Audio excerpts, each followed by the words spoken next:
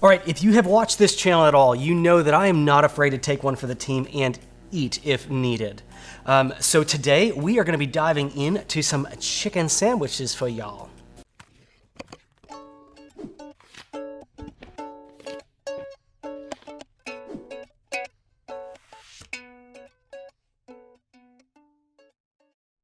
So starting over here with Chick-fil-A, they are the only one of these 5 that are still in styrofoam, at least at this size. I have to imagine that the reason for that is they are so protective of their ice, and they rave about their soft and chewable little ice nuggets. And it is the only one of these that isn't sweating all over the place. So I mean, there is something to that.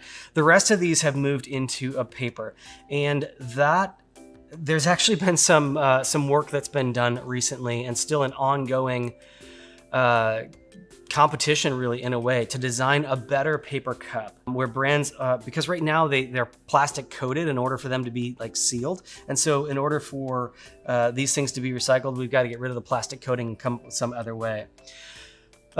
So all of these are really using the same material. I think McDonald's may still have some plastic cups as well. And then let's look at the lids here real quick. We've got polystyrene, which when we look at curbside recyclable, it's really only PET, high density, and polypropylene that are widely curbside recyclable. So these lids are not going to be curbside recyclable, while this polypropylene one and this PET one are. Take 2. So all 5 of these brands do something a little bit different. You know, you've got Chick-fil-A down here that's using a bleached paper. These 3 are using craft paper. They all have different messaging on them, which we'll talk about. And then we've got Cane's down here that is using a plastic bag. You could have different viewpoints on this. There's plenty of different ways to go. You could talk about reusability if you had the plastic that is done with something else. There's also store drop-off, which has not been available through this COVID season, but you know, will likely come back at some point. These all talk about the amount of recycled material and whether or not it is recyclable. This one doesn't say anything about recycling or recyclability. This one talks about the 40% recycled, there we go, 40%, 100% recyclable and 40% post-consumer recycled content. This one is 100% recycled, made from 100% recycled material. And this one actually has a how to recycle logo on it. And made from 100% recycled paper, including 40% post-consumer. Interesting designation that they call out post-consumer versus just normal recycled content, which could have been from inline materials. But this one has how to recycle logo on it, and it talks about recycling if clean and dry. There's this ongoing debate of how recyclable is paper, especially things like soiled boxes and bags like these. That's actually really tough to delineate. And you know, one of the downsides of these bags is that grease soaks through them. If they are really saturated with grease, they really aren't recyclable, but otherwise, by and large, they are.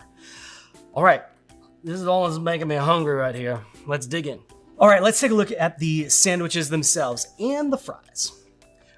So we've got a couple of them that are the same. Really, by and large, most of these fry containers are the exact same thing, same materials and everything.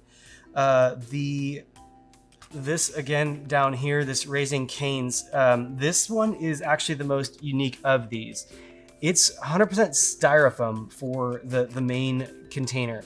And they actually used a pre-printed styrofoam, so it's thermoformed after the print is done on it, which can be interesting, but again, from a sustainability standpoint, it's all going to be garbage. In fact, let's just be honest, all of this is basically going to be garbage. There's none of this that's truly recyclable. And whether that be from the materials that it's in or the soiled nature that it has from the contact with the food, everything here is pretty much going to be garbage.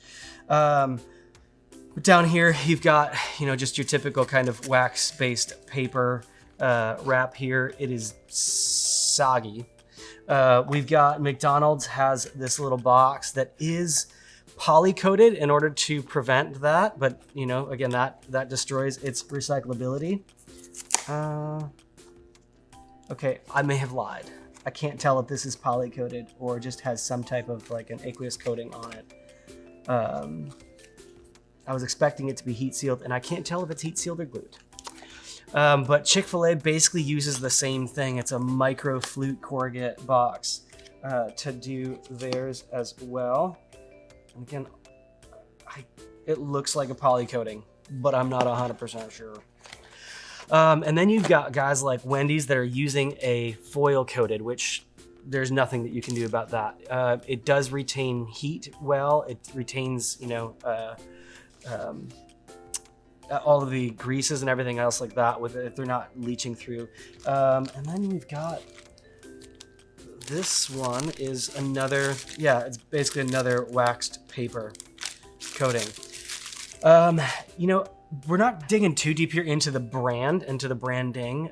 There's a lot to talk about there, but just as far as what came in the bag, you know, Chick-fil-A has their little packets of sauces. I don't think any of these other ones actually came with it, and I don't think anything was requested.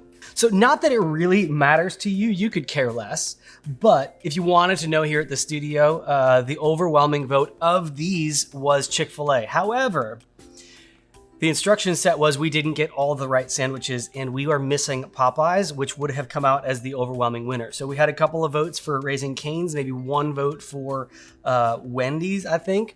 Burger King, my bad. And whoa. Sensitive. And then everybody else voted for Chick-fil-A. So tell us which one's your favorite. Tell us what you think about some of the fast food packaging that you've gotten. If you found something that's cool, in the comments below. And I am not going to eat any of these because they're cold and soggy.